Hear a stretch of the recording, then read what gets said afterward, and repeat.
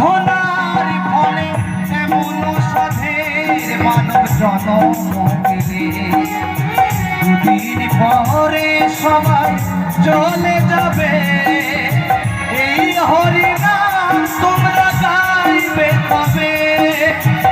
এই কৃষ্ণ নাম সবাই গাইবে কবে?